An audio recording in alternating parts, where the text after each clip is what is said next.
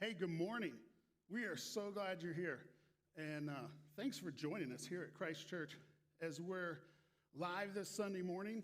And I'm just on here, the Facebook feed, and see some people that I know, like Misty, who is joining us. The Junction Boss, who everybody knows is Lori, her pseudonym. Tabitha just joined us. And we're just glad you're here. All right, my name's Chris. I'm the pastor here. Here's what I want you to do. If you're watching on YouTube or Facebook, I want you to go in and make a comment on the feed. And on the comment, I want you to post a picture of you in your coolest COVID mask. So I got a picture of myself in my favorite COVID mask. Of course, it's a Dodger mask. I'm going to post that right now. As you're doing it, just right there on your feed or in the comments of what's going on here, just do that. Post a picture of yourself with your favorite COVID mask. And we are so glad that you're joining us this morning. I want to ask you a question. What are you afraid of? Isn't there something that it just causes a little bit of fear and anxiety for you? I know for me, I had this situation last weekend. Our family got to go with some friends to San Diego, and we rented an Airbnb in a condo building, and we were on the 9th floor. And we had this sliding glass door with a very short balcony, like maybe a foot of space, and then railing 9 stories high overlooking Pacific Beach in San Diego. It was awesome. And one afternoon, we were standing there looking at people on the beach and just watching the scene. And my son is like leaning against the rail, and they're replacing all the rails at this building because they're falling off. And it was really kind of weird. They had all this signage on our balcony rail, don't touch it, and they're in the middle of a construction project. And so I'm afraid of heights, like really afraid of heights. And my son's like leaning against this rail. And I kept saying, Jake, like you're getting too close. And as he's getting up to this rail that I'm convinced is going to fall over, and he will fall to his demise at any second, he thinks it's funny that I'm getting afraid. And at one point, he actually holds the top of the rail and then sticks his foot in that gap under the railing and the balcony. And my heart just started like racing, like this physical reaction. And he looks over the rail and he's like, Dad, it'd be fine. I totally could survive this if I landed in those bushes. And I'm like, it's 9 stories, Jake. You're not John Wick. And even if you were John Wick, I don't know if he could survive that. But man, I find myself more and more afraid of heights and snakes and things that everybody should be afraid of. But what is it you're afraid of? See, we're all afraid of something. And I think fear is this universal thing that holds us back. It holds us back because we have a fear of failure. So sometimes we don't try new things or hard things. Some of us, this place in the Bible, in Scripture, where Jesus, his best friend, John, writes this letter to believers, to people long after Jesus has come and gone and resurrected and gone back to heaven.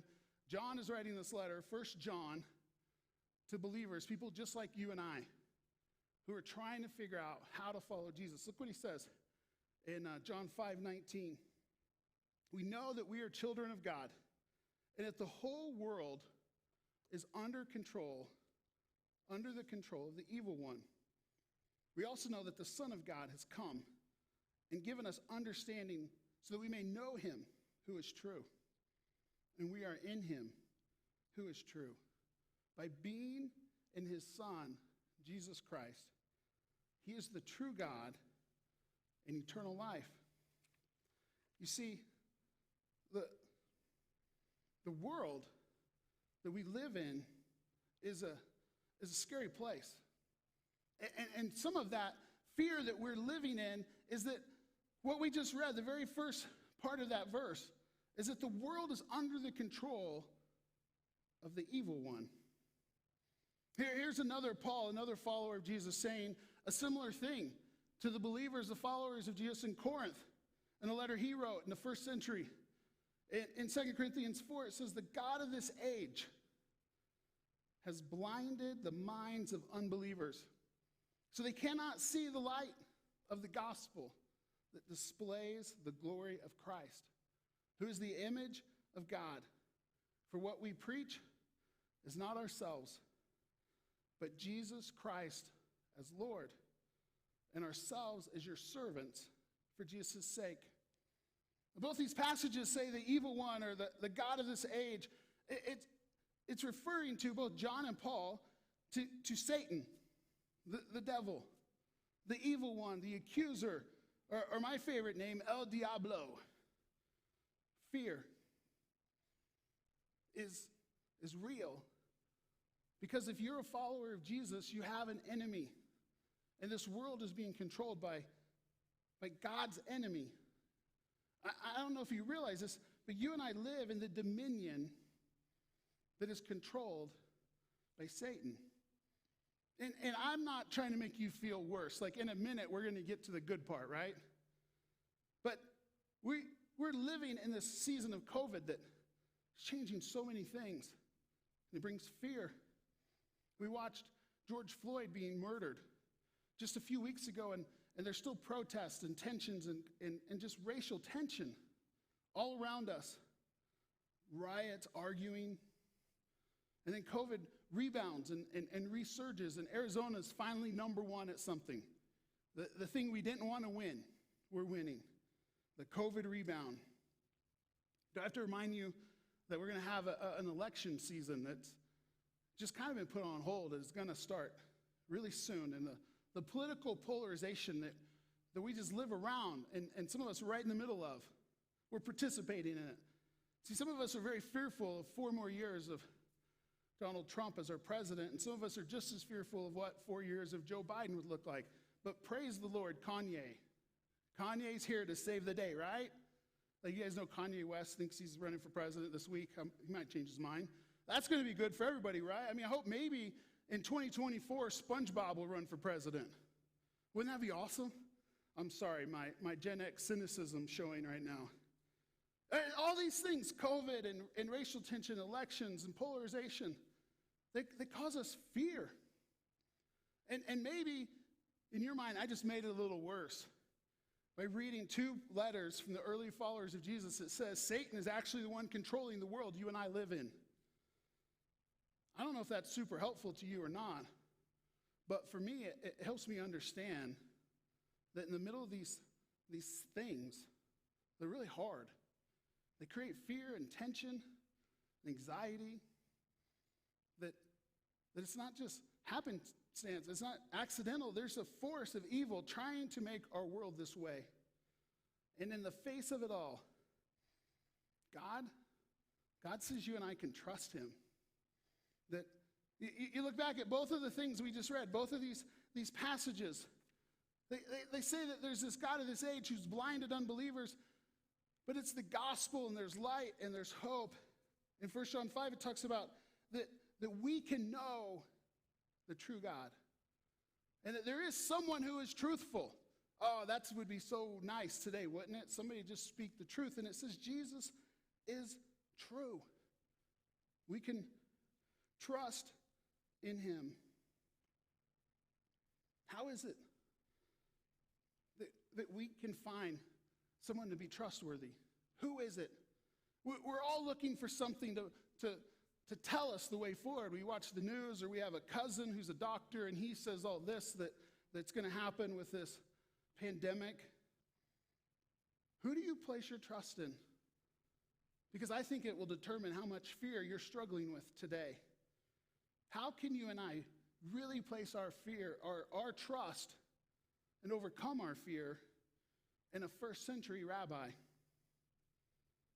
And I would say it this way, friends, the reason you and I can trust Jesus, when there's clearly an enemy in this world and there's so many options and places we want to put our trust, I think you can trust Jesus because he took the actions. He did what I'd like to call action-oriented love. He proved he was trustworthy. He didn't just tell us he was trustworthy. He laid down his life for you and I. The action-oriented love of Jesus proves he's trustworthy. Friends, the path forward, it's very clear. Even in this midst of fear and unknown, For those of us who are following Jesus, the path forward, he has given us. And any of us, any of you who are watching this, who are willing to go beyond being a Christian and just taking on that title, and as we talked about a couple weeks ago, if you weren't with us, being a Christian is really easy, as it should be. Getting saved and experiencing salvation is easy. Following Jesus is different than that. It's beyond that. Jesus said this way himself in John 13, a passage we talk about often as a church family.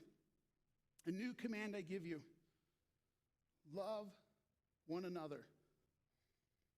How do I love one another? Like, what does that mean? Jesus says, as I've loved you. That's the standard of love you have for each other. That's going from I'm a Christian and I'm saved and I experience grace to I'm following Jesus is this commandment. So you must love one another. By this, everyone will know that you are my followers, my disciples, if we will love one another. Jesus says very clearly to love people the way he's loved us. And friends, that's pretty straightforward. Well, Chris, what does this have to do with fear and with COVID and Trump, Biden, and Kanye and racial tensions and protests? What does it have to do with that? I think John explains it well. Back in his letter to the believers in the first century, in 1 John chapter 4, he says this: suppose, just imagine, love is fulfilled among you. Like, what would that look like? Just think of it even today, friends. Suppose love is fulfilled among you. Then we can be without fear on the day that God judges the world. Love is fulfilled among us when in this world we are like Jesus.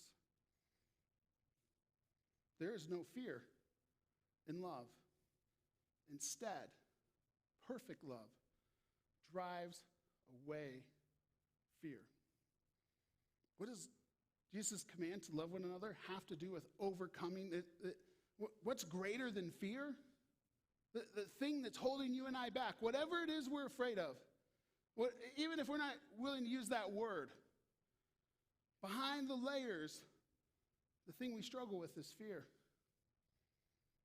And Jesus says he can overcome all those things. See, the world is scary. There's reason to be fearful. Not just because of broken banisters at condos, but there's real things we can be afraid of, and we are. And some of that comes from that Satan is in charge of this world currently. He's running the show, and that should be obvious. But Jesus conquers all.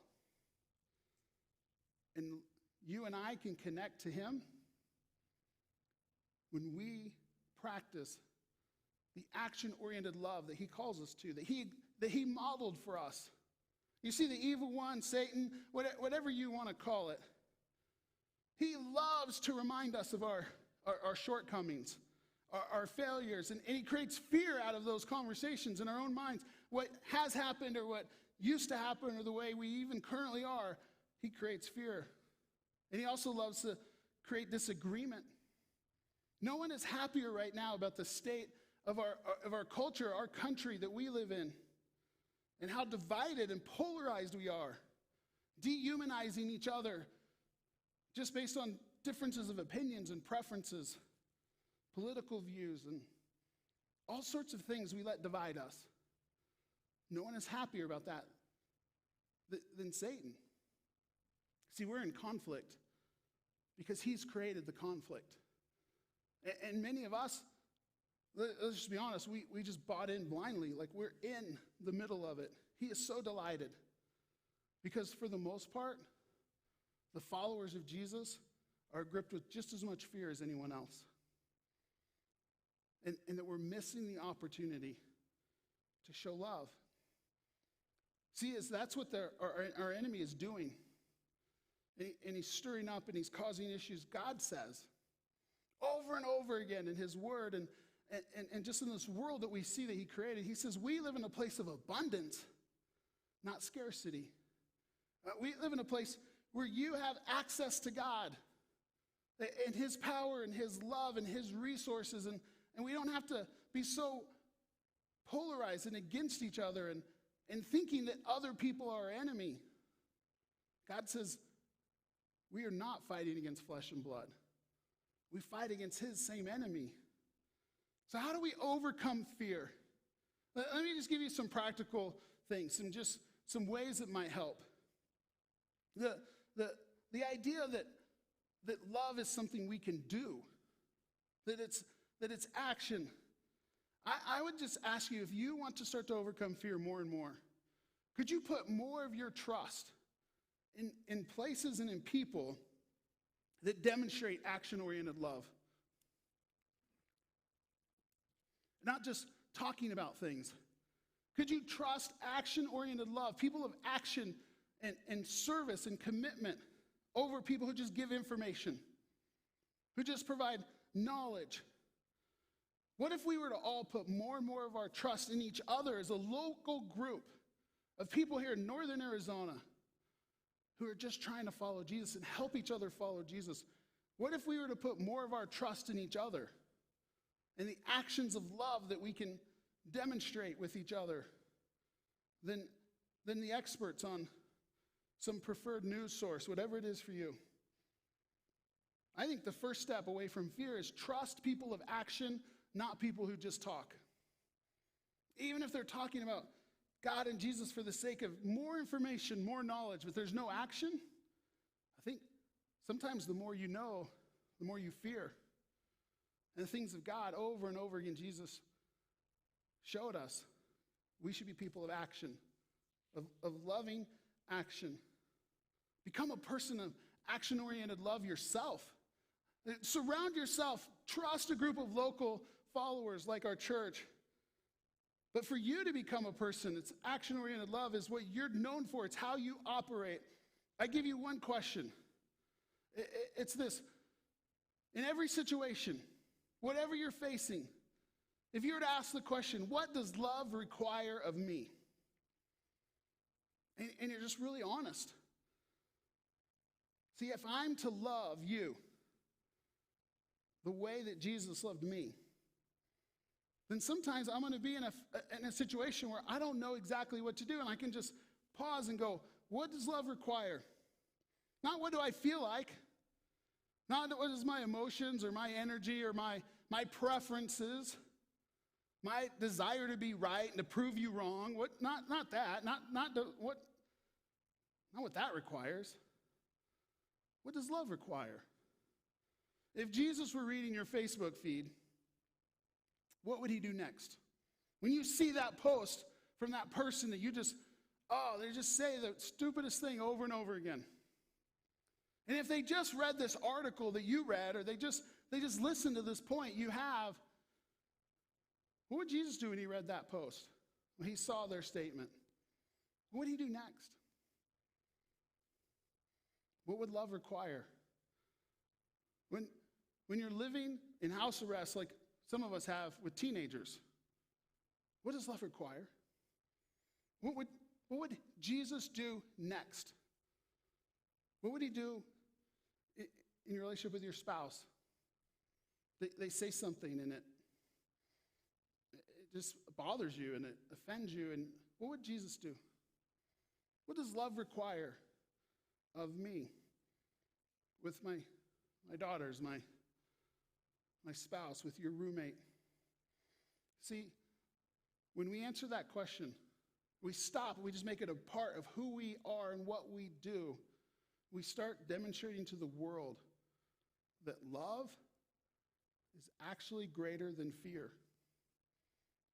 Yeah, it's an equation. I mean, it's always true.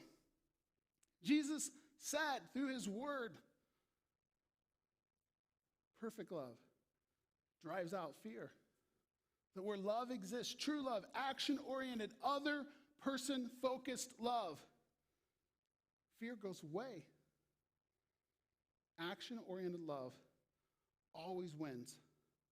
And in a time in history in this world where fear is gripping us, could we be people who just show true love to everyone without qualifications, without everyone that loves me back or everyone that looks like me or thinks like me? But what if we just showed the world over and over and over again that love is greater than fear?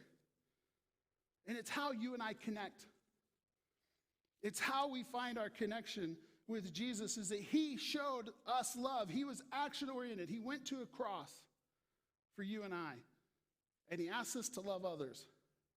And when we do that, we connect even more with him. What you know to be true is that when someone shows you love, it is so much more powerful than they just tell you they love you. Right? You understand that, like, action is superior to just words.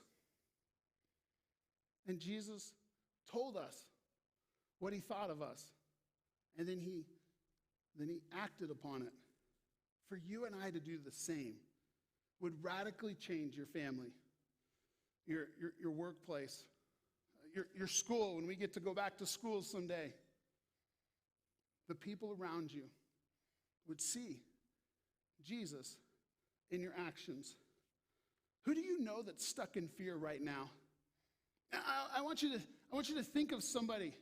Maybe that's you. And this message and these verses and where we're going with communion in a couple of minutes, this is all for you. And I think for many of us, we are stuck in fear, and we need to hear that love conquers fear. But some of us also know somebody who maybe they do follow Jesus, they're a believer, but fear's winning. They think whatever is causing the fear is greater than any other option. Who do you know that needs to hear this message?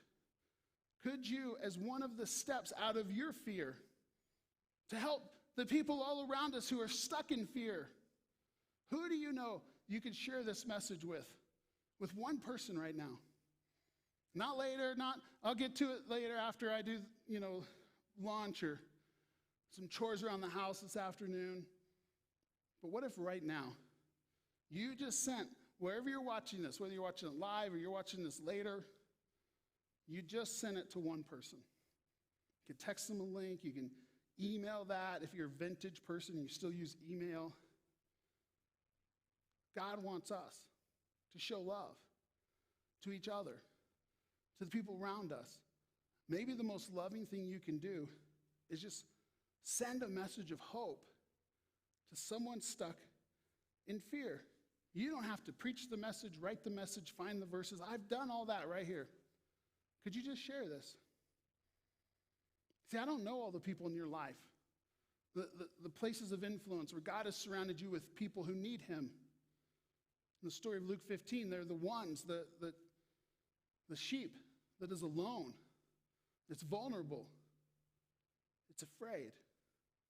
And he's put you around someone who needs to hear this. See, wouldn't our life be better overcoming fear? So would theirs. Look at this incredible word of encouragement that Paul writes to the church in Corinth. His second letter, it's so timely to the situation we're in today. And I want you to hear these words as a prayer over you, over your family, over our city and our country. Therefore, we do not lose heart. Though outwardly we are wasting away, yet inwardly we are being renewed day by day. For our light and momentary troubles, they don't feel light, do they? And they don't feel momentary, but in the view that God has of us, this season is so light, so momentary, because he has the power. Listen to this. They're achieving for us an eternal glory that far outweighs them all. So we fix our eyes not on what is seen, but what is unseen. Since what is seen is temporary. And friends, what is unseen, it's eternal. This is why we have hope. Because of Jesus. We're going to celebrate communion together. So if you have the elements of communion, maybe a cracker, a piece of bread, or whatever you've been using these times together, a cup of juice, go grab those. Because communion is this celebration of the action-oriented love of Jesus. You've been around people, right, who said they loved you, but their actions showed you something different. They said they loved you, they said they cared about you, but they took advantage of you. They're always selfish. They treated you poorly, maybe even went beyond that into horrible places. But they said they loved you. You've been around that situation. See, that's not the case with Jesus. And some of us are actually guilty of doing that to others. And communion is a time where we go back and we can reframe our perspective to what love should look like. Not just how you say it, but how you show it. And Jesus did that. Remember what we read earlier? Love is fulfilled among us. When in this world, we are like Jesus, who put his needs, his safety, his preferences, his life aside for the sake of others. There's no fear in love. See, perfect love. The love that we saw demonstrated on a cross, it drives out fear. It gives us a place of hope. We celebrate that in communion. Would you just, wherever you're sitting watching this, the next few seconds, just confess your fear to Jesus. Just tell him what it is you've been holding back from him because you're afraid. And renew your commitment to trust him with your life because he gave up his. Just take a few seconds of quiet. And would you do that? Would you make that prayer in your heart so obvious to him? And maybe you're accepting that love and that trust you're placing in him for the very first time. Maybe it's the first time in a long time. Just do that for a few seconds, and then we're going to pray and take these elements together.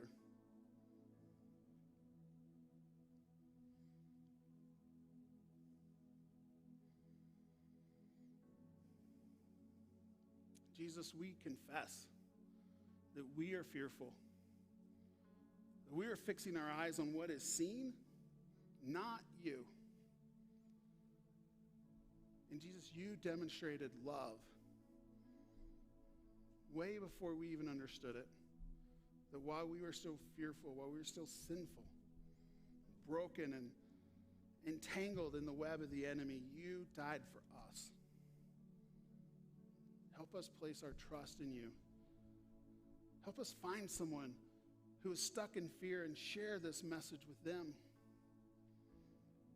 Jesus, we thank you for the action of love that you demonstrated on the cross. Let's take the bread, friends, together, remembering Jesus' body given for you and I.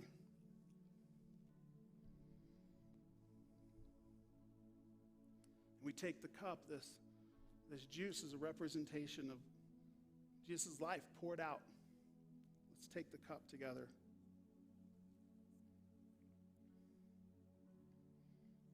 Amen. Action-oriented love always overcomes fear. And it is Jesus who, when the enemy, when Satan looks out and he sees the landscape, it is Jesus who makes him tremble, that overcomes his darkness, that he uses to currently control this world, will not be the end of the story. Would you sing with us wherever you are? Just proclaim through this song the truth that we see in the action-oriented love of Jesus. Please join us.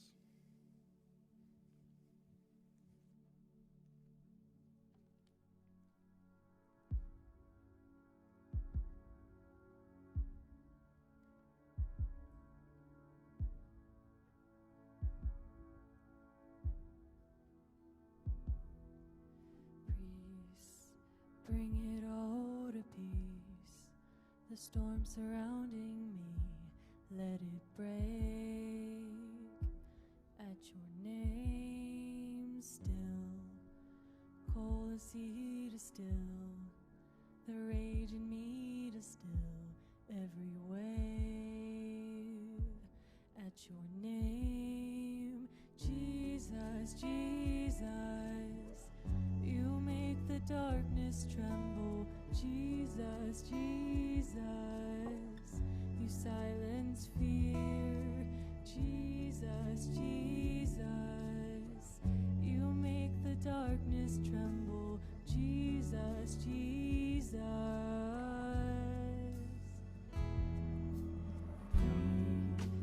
Call these bones to live, call these lungs to sing once again. I will praise Jesus, Jesus, you make the darkness tremble. Jesus, Jesus, you silence fear. Jesus, Jesus, you make the darkness tremble. Jesus, Jesus, Jesus, Jesus, you make the darkness tremble. Jesus, Jesus, you silence fear. Jesus, Jesus, you make the darkness tremble. Jesus, Jesus, your name is a light that the shadows can't deny. Your name cannot be overcome. Your name is alive, forever lifted high. Your name cannot be overcome. Jesus, Jesus, you make the darkness tremble. Jesus, Jesus, you silence fear. Jesus, Jesus, you make the darkness tremble. Jesus, Jesus.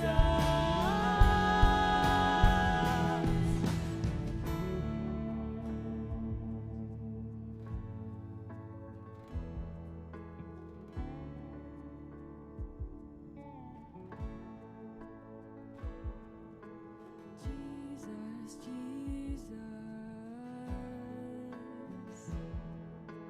Jesus, Jesus, Jesus.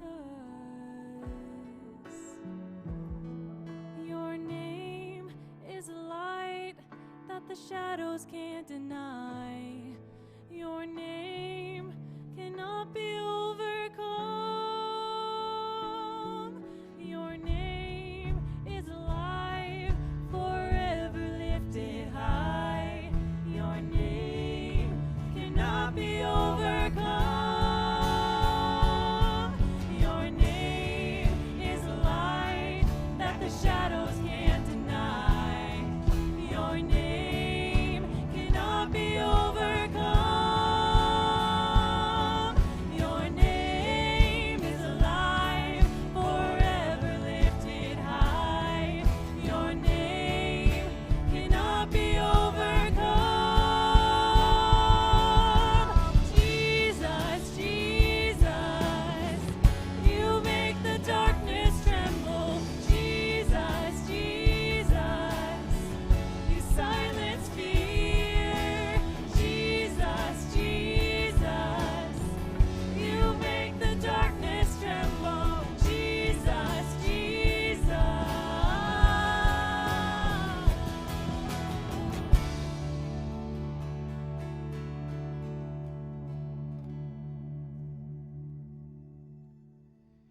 In times like these, it's so good to be reminded that the one who makes the darkness tremble is the one we follow. And it's been a really crazy last 4 months, which is why I'm so excited to tell you about Make Summer Matter. It's our initiative in student ministry to reframe everything we've lost into an opportunity for God to do something unprecedented. So, if you've got a middle school student that's a 6th, 7th, or 8th grader in the fall, make sure that they're up, awake right now, get their pants on, maybe a little bit of deodorant, lot of deodorant, let's be honest, and get them here at 11:30 on the lawn in front of our office building for Club 252 on the lawn. We'll have some snacks, some leaders. We're going to have some conversation. We're going to be focusing on helping each other follow Jesus together. Now, for high school students, we're not leaving you hanging. Your 9th through 12th grader in the fall and class of 2020 grads are invited to join us at Fox Glen Park at 6 p.m. tomorrow, Monday, for some gourmet corn dogs. Like, what other reasons do you need? Gourmet corn dogs. And we'll be continuing those meeting times Sunday at 11:30 for middle school and Monday at 6 for high school students. For the foreseeable future, at both of those meetings, we ask that your student wears a mask, and we'll be taking temperatures because your student's health and our community safety is our top priority. Now, on a personal note, I just want to say thank you. I was once a middle school and a high school student in these ministries. I grew up in this church, and it was the investment of people just like you that made a huge difference in my life and continues to make a huge difference in the lives of students today. Your generosity is the reason we can buy masks and corn dogs and make sure that we can have even a Corona-approved gathering for our students so that we can continue to help each other follow Jesus. Thank you. Church, let's keep being generous online, via text, or through the app. Now, speaking of the app, that's your place still for all things CCOF. All of our message content and sermon notes are there. But you can also sign up for things like the Deck. It's our virtual gathering where we just want to hear your story. Guys, in light of everything that God has done for us, all the ways that He's provided, let's keep singing a couple more songs together.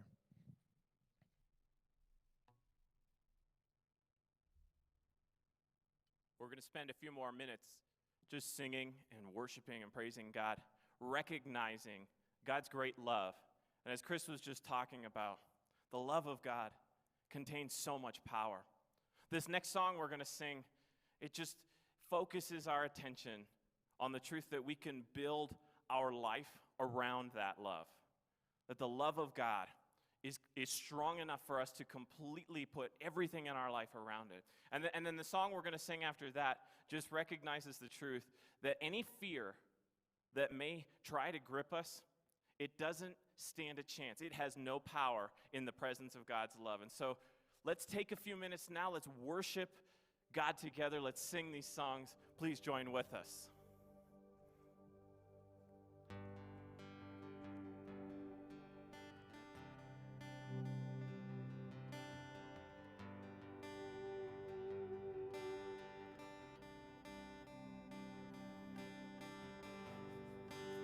Worthy of every song we could ever sing, worthy of all the praise we could ever bring, worthy of every breath we could ever breathe. We live for you.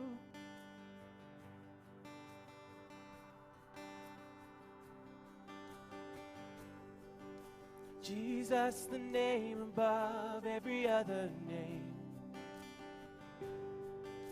Jesus, the only one who could ever save. Worthy of every breath we could ever breathe. We live for you. Oh, we live for you. And holy, there is no one like you. There is none beside you. Open up my eyes in wonder and show me who you are, and fill me with your heart and lead me in your love to those around me.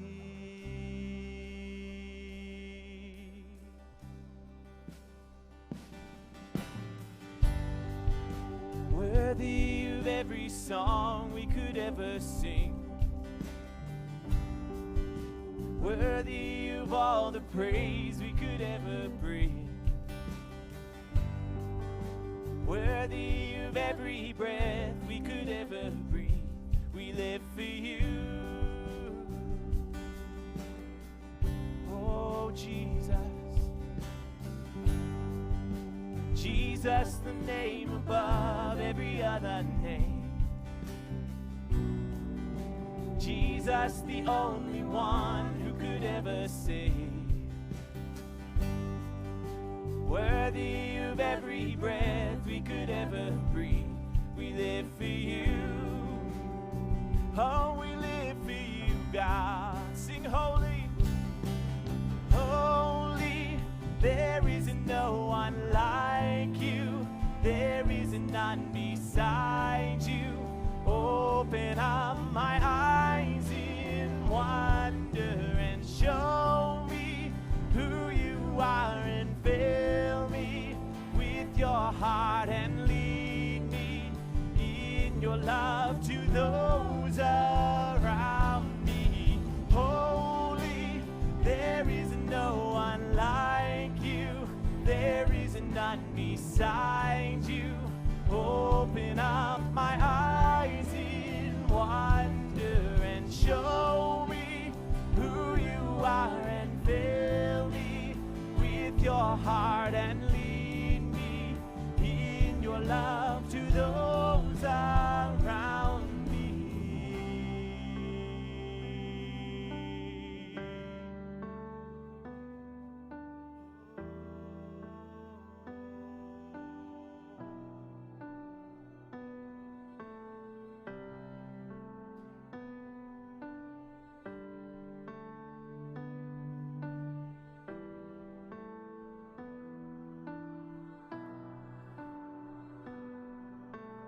I will build my life upon your love. It is a firm foundation, and I will put my trust in you alone, and I will not be shaken. I will build my life upon your love. It is a firm foundation, and I will put my trust in you alone, and I will not be shaken. Holy, there is no one like you. There is none beside you. Open up my eyes in wonder and show me who you are and fill me with your heart and lead me in your love to those around me. Holy, there is no one like you. There is none beside you. Open up my eyes in wonder and show me who you are and fill me with your heart and lead me in your love. Oh, I will build my life. I will build my life upon your love. It is a firm foundation. I will put my trust in you alone, and I will not be shaken.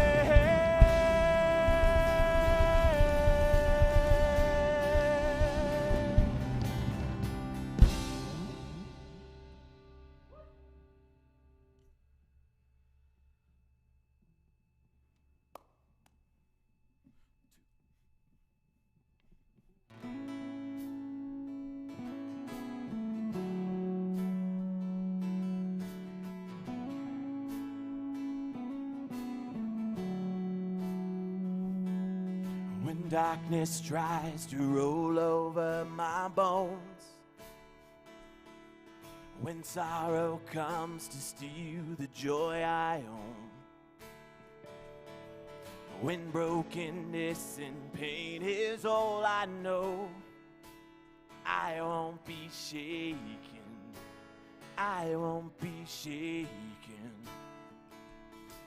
And my fear doesn't stand a chance when I stand in your love. My fear doesn't stand a chance when I stand in your love. Oh, my fear doesn't stand a chance when I stand in your love.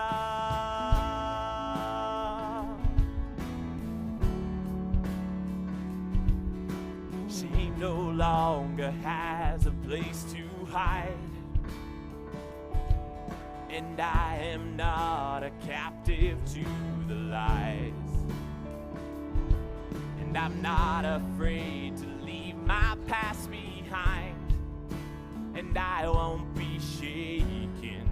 No, I won't be shaken.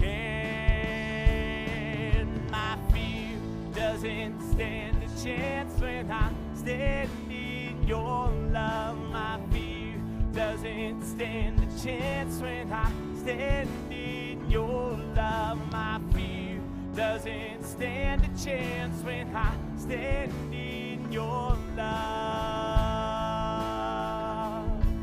Oh, there's power that can break off every chain,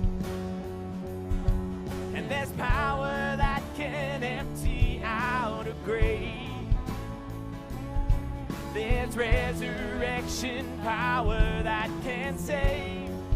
There's power in your name, power in your name.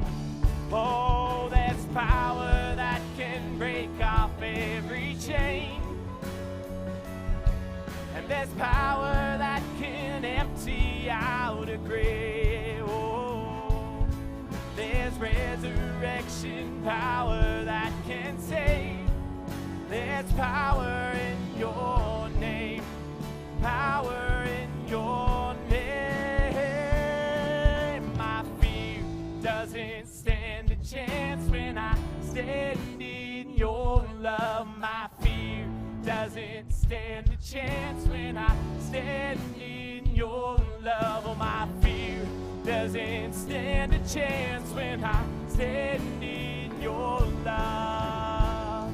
Oh, I'm standing in your love. Oh, my fear doesn't stand a chance when I stand in your love. My fear doesn't stand a chance when I stand in your love. My fear doesn't stand a chance when I stand in your love. Oh, I'm standing in your love, and I'm standing on the rock. I'm standing in your love.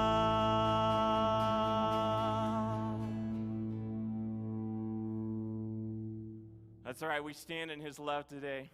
Take that with you throughout your week, and I hope that you have just a fantastic week ahead of you. Let's go help one another follow Jesus.